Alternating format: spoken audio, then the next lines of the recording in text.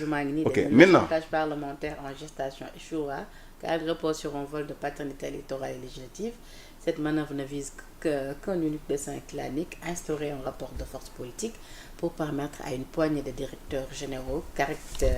carriéristes et déloyaux de s'accrocher à leurs privilèges tout en continuant à défier l'autorité présidentielle et l'action du gouvernement. Elle n'ambitionne nullement de renforcer notre démocratie ni de consolider les prérogatives de l'Assemblée nationale. Ok, donc man maa ngi xaar lan moo nekk ci proposition parce que amul sens le président de la République indi projet de révision nga jëlaat même projet de révision dem dugal ko assemblée nationale def ko proposition de révision amul sens. beneen bi mooy ñoom mënoon nañu bàyyi ba président dugal assemblée projet de révision ñoom ñu def amendement mooy li ñu d'accordul ñu soppi ko amendement yooyu nag bu ci président d'accord ñu xool nuñ koy waxee loolu mooy li xam nga Ousmane Sonko li muy woote ak li muy jëf dafa bokkul mënoon na ñëwuma pour bloquer l'exécutif ñëwuma pour indi tension entre les institutions ba pare def lii le président de la République tamit leen du jox carte blanche ok waaw mais lii du question carte xam nga Assemblée nationale contrôler l'action du gouvernement évaluer les politiques publiques voter les lois lii si voter les lois lii prérogative bu ko constitution may la mais démarche bi moo élégante wut du moins yoon constitution may na leen ko mais problème mooy dañoo fekk président de la République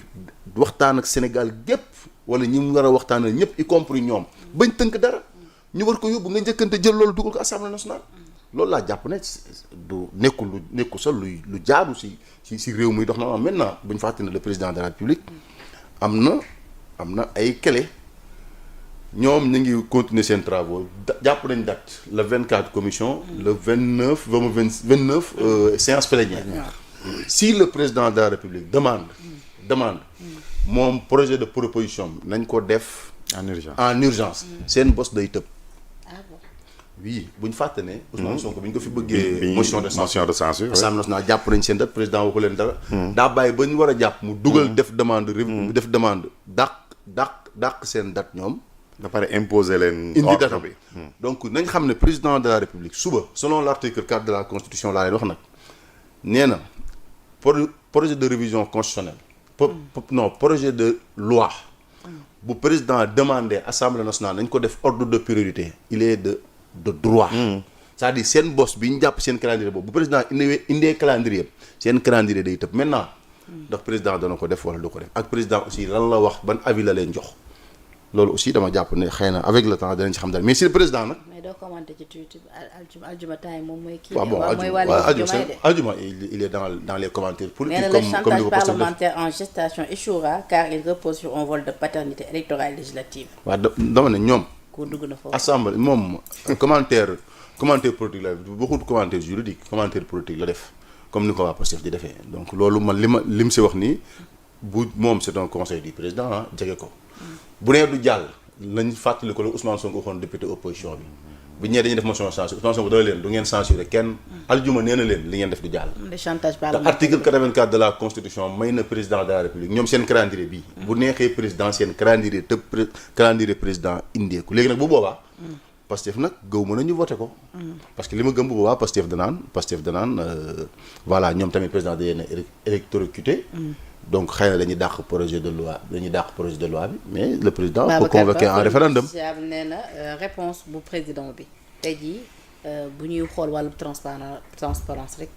askan bi dañ ko waroon yëg itam. pas forcément constitutionnellement. nee na imposé wuñ Sénégalais ko le vigilant ci li nekk di am. non constitutionnellement imposé wuñ à l'Assemblée nationale ni au président de la République ñu wane lan mooy avis du président de la République. loolu moom la constitution ne impose pas et avis du président je l'ai dit tout à l'heure ça ne s'impose pas aux députés mais le président a des clés constitutionnelles pour arrêter ça. alors Paldi sa commentaire sur la révision. waaw lii xew quand même dafa doy waar et c'est éminemment politique au-delà des considérations juridiques yi mën am lan la constitution permettre ak lan la règlement intérieur de l'Assemblée nationale permettre xam nga Ousmane Sonko dafa waxu cohabitation su fekkente na ngay def analyse politique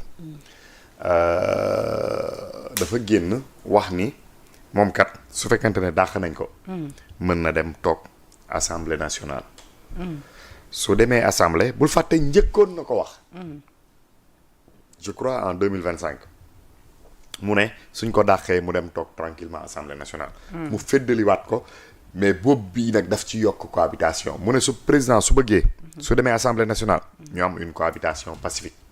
sinon ñu am cohabitation rude ou je ne sais comme naka la ko nit mën a qualifier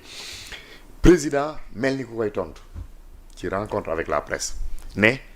moom mënul am conflit avec son premier ministre parce que moom moo koy nommé. s'il est satisfait de lui il le garde. su amee insatisfaction. mu defaat décret dàq ko. su déconné mu oo ko yedd ko. xam nga lu mu tax mais mu profité ci tribune boobu mu ne moom ci lim jàpp ba tey premier ministre mi ngi am mandat de député donc mën na dellu à l'Assemblée mais loolu noonu c'est-à-dire que dafa nekk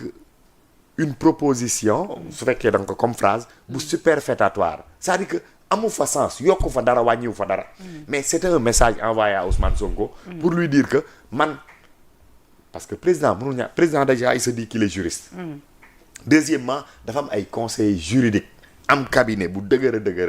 donc mënul ñàkk xam dëgg-dëgg situation boobu noonu lan la ci yoon wax mais loolu mooy man mën naa gëmm yow nga dem toog foofu noonu tranquillement alors après Ousmane Sonko bi mu ko dàqee defee ni mu defee président mënoon na saisir le conseil constitutionnel il ne l'a pas fait ñu introduire L29 L30 modification parce que li ñuy wax nii mais mi ngi ci paquet ju président bi modification constitutionnelle bi mi ngi ci paquet ju président bi et pourtant jiitu nañ ko ci président seetaan bàyyi mu jàll donc bii tamit lan mooy xew président am na lu ko conseil lu ko constitution may mais est-ce que daf koy utiliser pour bloquer ko est-ce que daf leen di imposer son agenda loolu yëpp ay questions la yoo xam ne dafa taxaw et soo suivre la chronologie des faits tout porte à croire que président dafay pousse céder le passage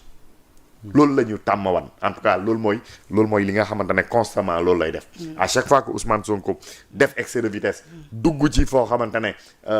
kii la nu mu tudd yoon bu mu warul jël la président dafay pousse céder le passage bàyyi ko mu jàll ba kañ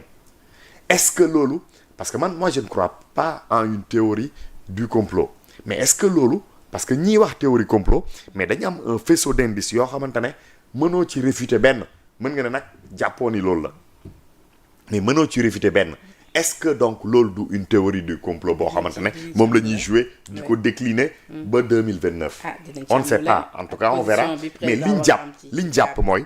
gis nga république équilibre la ci ay institutions parce que dialogue la ci ay institutions dialogue nag ak forcing wala ak user de subterfuge pour doxal bokkul et loolu yëpp suñ koy def mais est-ce que dañ koy def le président il est élu par le peuple sénégalais les députés sont des députés du peuple mais kan mooy liggéey pour le peuple su fekkante ne ñi ngi nekk ci seen ay passe droit yooyu noonu président di laisser faire mooy orphelinat bi nga xamante ne moom laa la wax ni ñun ci lañ plongé